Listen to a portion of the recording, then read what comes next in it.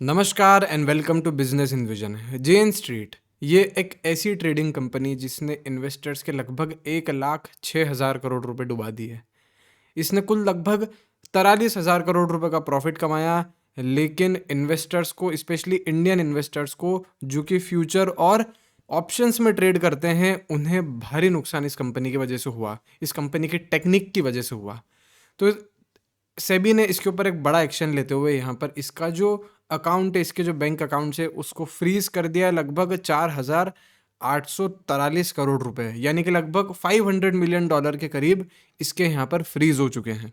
अब जेन स्ट्रीट ने यहाँ पर रिक्वेस्ट करी है सेबी से कि आप हमारा जो अकाउंट का फ्रीज है इसे रिमूव कर दीजिए, लेकिन सेबी की जब तक इन्वेस्टिगेशन चालू है तब तक सेबी यहाँ पर रिमूव करने के कोई मूड में दिखाई नहीं दे रही है। बहुत सारे लोगों का ये पूछना है कि इस फर्म ने क्या टेक्निक यूज़ करी, किस तरीके से इस स्कैम को अंजाम दिया, या फिर अगर ये बात प्रूव हो जाती है। खैर अभी बातें अनप्रूव्ड है बिकॉज एलिगेशंस इस पर लगे हैं। तो ये कंपनी का अगर हम पूरा देखें यहाँ पर, अगर यहाँ पर हम पूरा इस कंपनी का नोटिस करें तो जेन स्ट्रीट ने यहाँ पर बैंक निफ्टी जो होता है उसे मैनिपुलेशन करा है। अब देखिए, बैंक निफ्टी का एक मेन पॉइंट रहता है, वो है एक्सपायरी डेज। एक्सपायरी डेज यानी कि उस समय जब फ्यूचर्स जो है और जो ऑप्शन फ्यूचर्स है, ये सब एक्सपायर होते हैं, महीने की एक तारीख होती है। तो उस प्रॉपर पर्टिकुलर एक्सपायरी डेज पर जेन स्ट्रीट एक बड़े लेवल पर पंप डंप का गेम यहाँ पर कर देता था। अब हुआ क्या है, सबसे पहले ये देखते हैं। देखो, निफ्टी 50 और बैंक निफ्टी का मैनिपुलेशन हुआ एक्सपायरी डेज पर, जहाँ पर क्या करता था कि मॉर्निंग के अंदर ये कैश को या फिर फ्यूचर्स को और बाय करता था, और इंडेक्स जो है उससे पुशअप हो जाता था। उसके बाद जैसे ही शाम होती थी, उस समय ये इंडेक्स को एकदम से ड्रॉप कर देता था, यानी कि हर चीज़ एकदम सेलिंग पे डाल देता था, इससे इंडेक्स गिर जाता था। और फिर दूसरे जो ऑप्शंस इसने ले रखे थे जहाँ पर गिरने से फ़ायदा होता है, जैसे फॉर एग्जांपल इसने जो कॉल ऑप्शंस ले रखे थे जहाँ गिरने से फ़ायदा होता है, वो यहाँ पर बढ़ जाते थे, बिकॉज इंडेक्स जो है वो इसकी शॉर्ट सेलिंग से, जो कि इतने बड़े लेवल पर ये कर रहा है, उससे गिर जाता था कहीं ना कहीं। जैसे फॉर एग्जांपल इसने लगभग यूँ समझिए कि 735 करोड़ रुपए 17 जनवरी 2024 को यहाँ पर कमाए थे।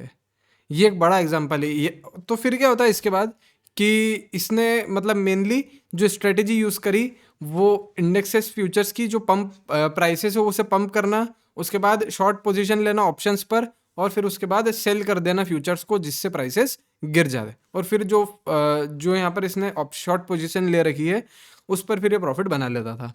अब सेबी ने इसे कहाँ पकड़ा? तो सेबी ने इसे, देखो मेनली यहाँ पर अगर हम देखें, हुआ ये था कि सेबी को ये पता चला कि, सॉरी सेबी नहीं, एनएससी ने यहाँ पर ये चीज़ एक अनवांटेड या फिर कह सकते हैं कि अननेचुरल पैटर्न देखने की कोशिश करी कि कोई क्लोजिंग डे पर इस तरीके से शेयर्स खरीद लेता है, लेकिन उसी व्यक्ति की यहाँ पर अगर हम देखें तो एक बड़े लेवल पर ये डिमांड सेलिंग की साइड भी जा रही है। ठीक है, जैसे फॉर एग्जांपल, जैसे कि 10,000 करोड़ रुपए के मैंने कॉल ऑप्शंस ले रखे हैं, और फिर उसके बाद मैंने यहाँ पर फ्यूचर एकदम इसका ड्रॉप कर दिया। तो यानी कि मेरे को गिरने से कहीं फ़ायदा हो रहा है, और यहाँ पर इसको मैं गिरा दूँ तो मेरे को छोटा मोटा नुकसान यहाँ पर हो रहा है। ठीक है, तो कहीं ना कहीं एनएससी ने पैटर्न नोटिस किया। ये अनयूजुअल पैटर्न्स टोटल 31 बार ऐसा कुछ देखा गया। उसके बाद फरवरी 2025 को सेबी ने ये जो खबर है इसकी सूचना, सॉरी एनएससी ने यहाँ पर ये जो खबर है इसकी सूचना सेबी को दी, और सेबी ने एक बड़ा एक्शन लेते हुए फिर जेन स्ट्रीट पर एक कार्रवाई करी, और फिर अनयूजुअल पैटर्न्स का पूरा ये जो दौर है इसकी जांच हुई। तो ये सारा सब चिट्ठा सामने आ रहा है। इमीडिएट बेसिस पर सेबी ने सबसे पहले इसके बैंक अकाउंट फ्रीज करे, और उसके बाद हम ये चीज़ देख सकते हैं कि सेबी ने यहाँ पर बहुत ज़्यादा चिंता यहाँ पर जताई है। अब रिटेल इन्वेस्टर्स की बात करें तो लगभग 1,00,000 करोड़ रुपए प्लस का यहाँ पर इनको नुकसान हो चुका है। डेरिवेटिव मार्केट जो है उसकी वॉल्यूम्स यहाँ पर गिर रही है। फॉर एग्जांपल 20% लोगों ने एक तरीके से जो पहले ट्रेड करते थे अब उन्होंने ट्रेड करना यहाँ पर रोक दिया है।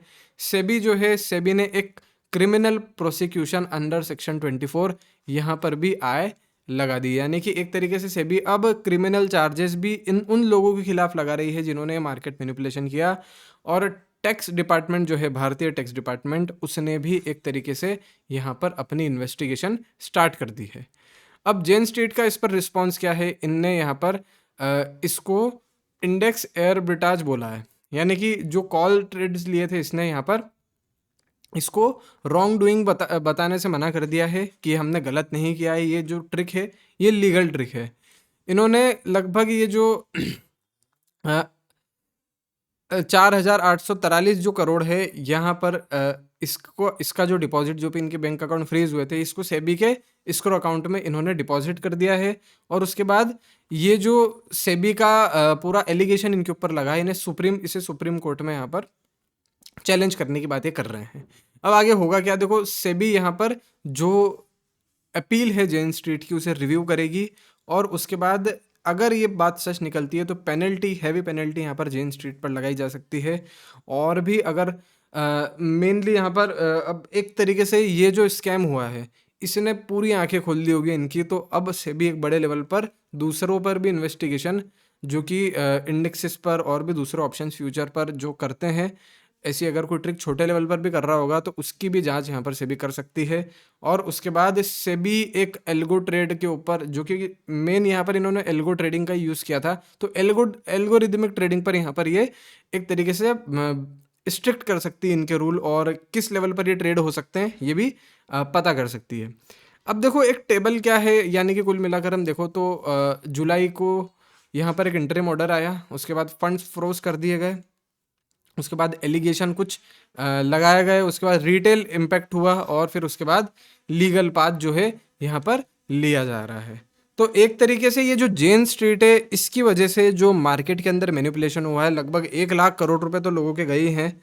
उसके बाद यहाँ पर एक बात ये हुई है कि इंटरेस्ट जो है लोगों का, जो फ्यूचर्स ऑप्शंस में ट्रेड करते हैं, अब वो यहाँ पर धीरे धीरे विड्रॉ करने की कोशिश कर रहे हैं। बिकॉज पॉसिबिलिटी क्या है कि अभी भी ऐसा कोई मार्केट में स्कैम जो है वो अगर कोई फर्म चल रही है तो उन्हें क्या पता, यानी कि अब ट्रस्ट जो है धीरे धीरे इन्वेस्टर्स का फ्यूचर्स और ऑप्शन से यहाँ पर टूटता जा रहा है, स्पेशली जो रिटेल इन्वेस्टर है। अब देखो ये एग्जिस्टिंग इन्वेस्टर्स को भी यहाँ पर या फिर एग्जिस्टिंग ट्रेडर्स को भी यहाँ पर इफेक्ट करेगा, और उसके बाद ये अपकमिंग ट्रेडर्स को भी यहाँ पर इफेक्ट कर सकता है। So that's it for now, thank you so much.